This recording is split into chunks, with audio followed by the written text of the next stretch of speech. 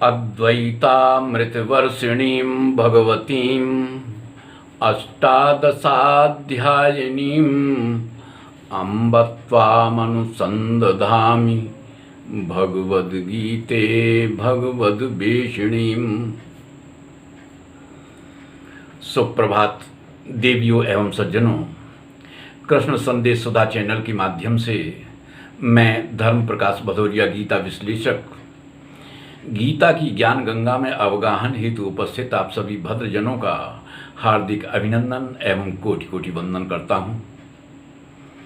महाभारत के प्रांगण में उपस्थित दोनों सेनाओं के मध्य जब गांडीव धनुर्धारी अर्जुन अपने विशिष्ट जनों एवं स्वजन समुदाय को देखता है तो वह मोहग्रस्त हो जाता है, जिसके प्रभाव से अपने कर्तव्य पथ से च्युत होता हुआ स्वयं भगवान कृष्ण को समझाने का प्रयास करता है।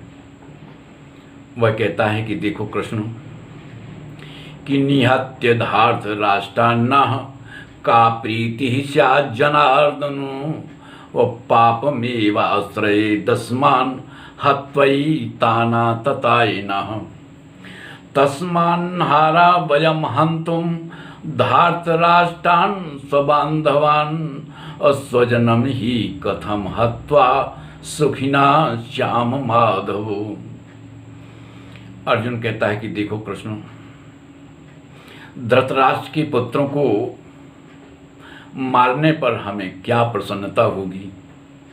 इन आतताइयों को मारने से तो मुझे पाप ही लगेगा, इसलिए इनको मारने के लिए हम योग्य नहीं हैं।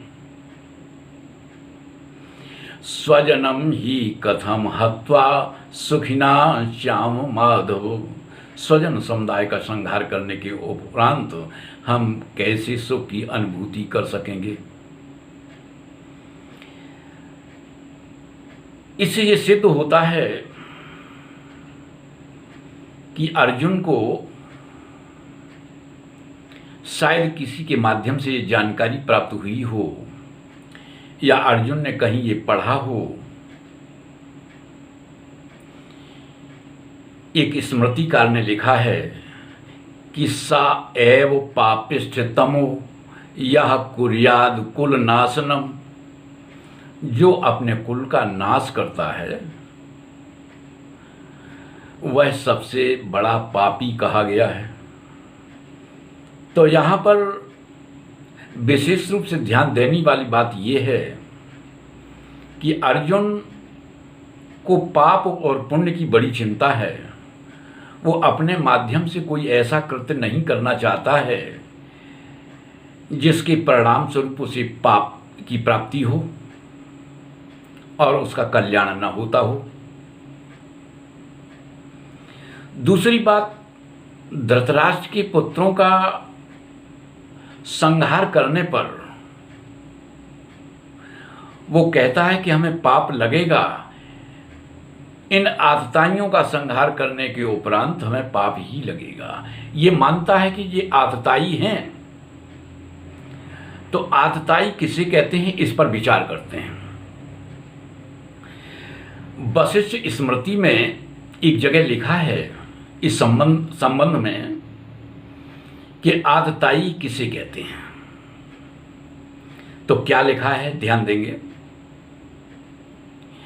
कि अग्निदो गर्दश्चैवो शस्त्र पाणि धनापः क्षेत्र दारापहर्ता च सड़इते यातितायिनः। 6 अवगुण बताए गए हैं, 6 लक्षण बताए गए हैं। इन 6 लक्षणों में एक भी लक्षण यदि किसी में है तो वह आतताई है।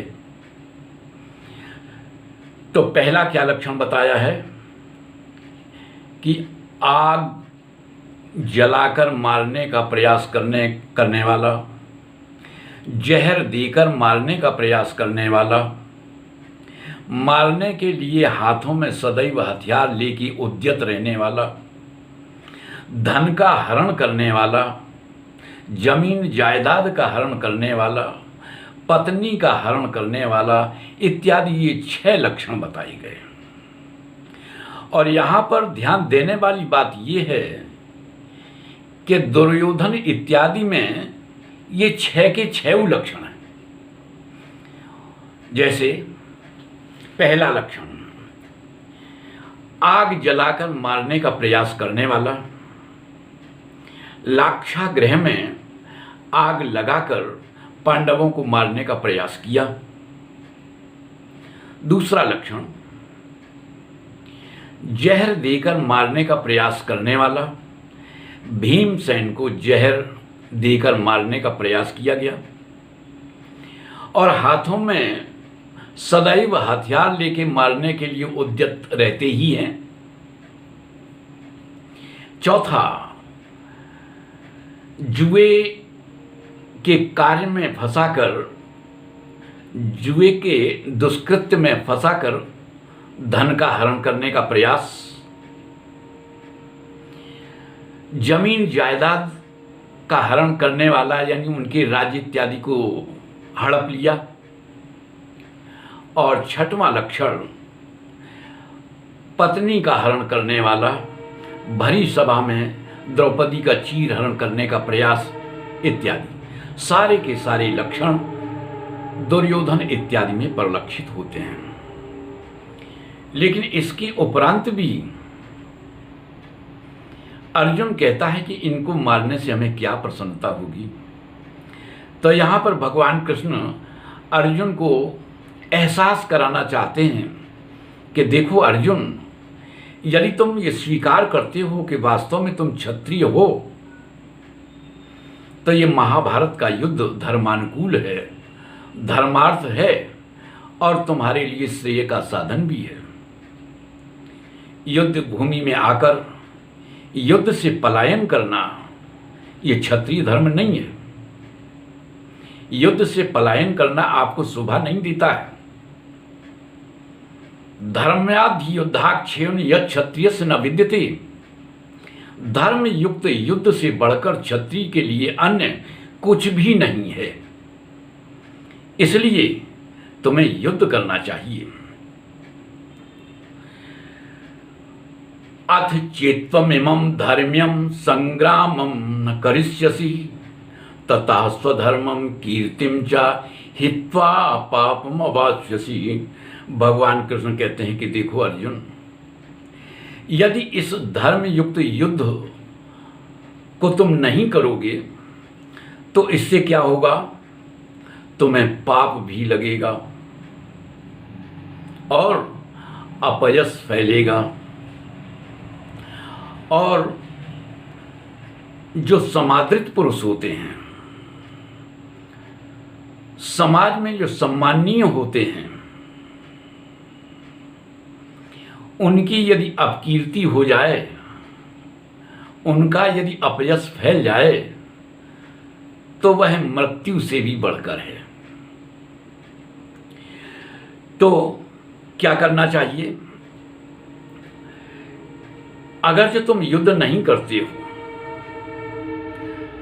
तो जितने भी ये महारथी हैं ये तुम्हें मानेंगे कि तुम भय के कारण भाग गए। भयाद्रणादुपरतम मत्स्यन्ते त्वाम महारथा।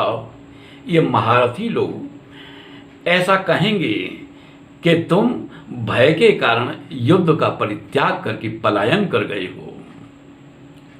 और ये युद्ध ऐसा है, यदृक्षया चोपपन्नम स्वर्गद्वारमपावृतम सुखिना क्षत्रिया पार्थ लभन्ते युद्ध मीदृशम। यह युद्ध कैसा है? एक तो धर्म युक्त युद्ध है, धर्मानुकूल युद्ध है। दूसरा स्वर्ग के खुले हुए द्वार वाला है। स्वर्ग के द्वार खुले हुए हैं इस युद्ध से, और उस द्वार में या फिर तो तुम प्रवेश करो या अपने शत्रुओं को प्रवेश कराओ। हतो वा प्राप्त स्वर्गम जित्वा वा भोक्षसे महिम। यदि तुम युद्ध के दौरान महाभारत के समर में यदि वीर गति को प्राप्त होते हो तो तुम्हें स्वर्ग की प्राप्ति होगी, और यदि तुम विजयश्री को प्राप्त करते हो तो राज्य के वैभव को भोगोगे। इसलिए तुम युद्ध के लिए तैयार हो जाओ। और इसीलिए भगवान बार बार उनको ये एहसास दिला रहे हैं कि अर्जुन, ये धर्म युक्त युद्ध है, इसलिए तुम्हें युद्ध से विरत नहीं होना चाहिए। क्षत्रियों को जब इस तरह का युद्ध करने का सौभाग्य प्राप्त होता है तब वो तो कहते हैं कि वाह क्या बात है, हमें अपनी बहादुरी दिखाने का मौका तो मिला। और एक तुम हो अर्जुन, धनुष बाण को फेंक कर तुम भागने का प्रयास कर रहे हो, युद्ध से तुम पलायन कर रहे हो। तो इससे क्या होगा कि अभी तक जो तुम्हारे शत्रु हैं वो भी तुम्हें सम्मान की दृष्टि से देखते हैं, तुम्हारा सम्मान करते हैं, और जब तुम पलायन कर जाओगे तो वे बहुत ही हल्का समझेंगे। यहां पर एक बात और हम आपको बता दें कि अर्जुन और कृष्ण परस्पर आपस में मित्र हैं, वो तो हैं ही, लेकिन उसके साथ साथ उनका एक संबंध और है जिसे साले और बहनोई का कह सकते हैं। साले और बहनोई का एक ऐसा संबंध होता है जिसमें एक दूसरे से मजाक भी करते हैं। इसीलिए भगवान कहते हैं अर्जुन को, क्रैव्यम मास्म गमः पार्थो नैतत्त्वयुपद्यते क्षोत्रम हृदय दौर्बल्यम त्यक्तोत्तिष्ठ परंतपु। हे अर्जुन, तुम नपुंसकता का परित्याग करो। वो एहसास दिला रहे हैं कि अर्जुन, तुम अज्ञातवास के समय 1 वर्ष तुम नपुंसक रह चुके हो, और हमें ऐसा प्रतीत होता है कि उस नपुंसकता का प्रभाव अभी भी तुम्हारे ऊपर है। इसीलिए भगवान कहते हैं कि क्लैव्यम मास्म गमा पार्थो नैतत्त्वयुपपद्यते, यह तुम्हें शोभा नहीं देता है। तो अगर जो तुम पलायन करोगे तो अवाच्यवादांश बहून वदिष्यन्ति तवाहिता। तो ये महारथी लोग तुम्हारे शत्रु न कहने योग्य बातें कहेंगे, और जब महाभारत की गाथा लिखी जाएगी, जब महाभारत की कथा लिखी जाएगी, तो इसमें विशेष रूप से इस बात का उल्लेख किया जाएगा कि अर्जुन सचमुच नपुंसक था। उसने युद्ध से पलायन करने पर नपुंसकता का ही परिचय दिया है। इसलिए आज के वीडियो में बस इतना ही। आज की वार्ता यदि आप लोगों को अच्छी लगी हो तो हमारे वीडियो को ज़्यादा से ज़्यादा लाइक करें, शेयर करें, अपनी आख्या दें, और यदि आप नए हैं तो हमारे चैनल को सब्सक्राइब करना न भूलें। जय श्री कृष्ण।